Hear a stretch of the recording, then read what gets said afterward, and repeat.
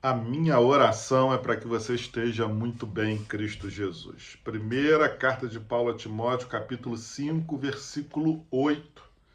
Se alguém não tem cuidado dos seus, especialmente dos da própria casa, esse negou a fé e é pior do que o descrente. O tema da semana é o cuidado. Ontem a gente viu que ao nascer a gente precisa de cuidado, né? Alguém tem que fazer o parto, alguém precisa nos alimentar, os nossos pais nos alimentam. Durante a vida, precisamos cuidar e ser cuidado. Quando a gente envelhece e fica doente, alguém tem que cuidar de nós. E até quando a gente morre, alguém tem que cuidar do nosso corpo, sepultá-lo, cremá-lo. O cuidado é algo inerente. Vimos no domingo também na pregação, ou seja, não podemos dizer, não, eu não preciso de cuidar e nem de cuidado.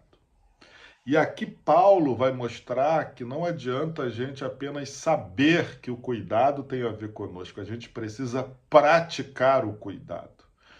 E hoje a gente vai ver que nós precisamos cuidar do outro, porque nós também, uma hora, vamos precisar do cuidado.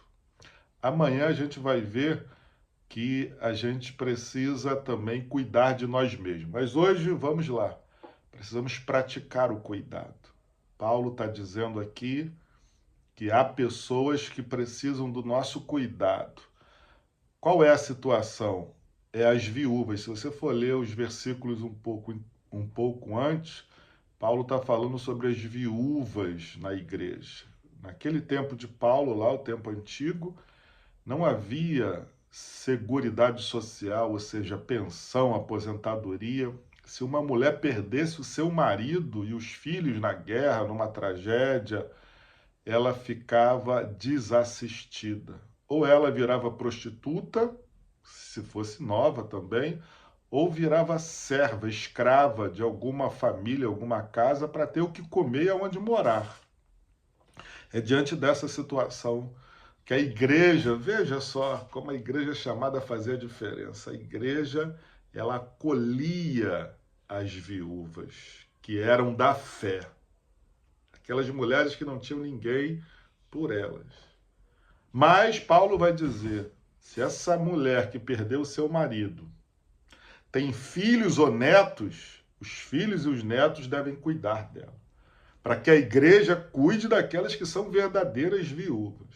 E se o filho e o neto se nega a cuidar da sua viúva, é pior do que o descrente. Tem nada de crente nesse cara. Meus irmãos, aqui Paulo vai nos mostrar que não adianta só a gente saber que é importante o cuidado, a gente precisa praticar. Há pessoas que precisam de nós e precisamos cuidar delas. Nosso esposo, nossa esposa, nosso filho, neto, né? Às vezes acontece.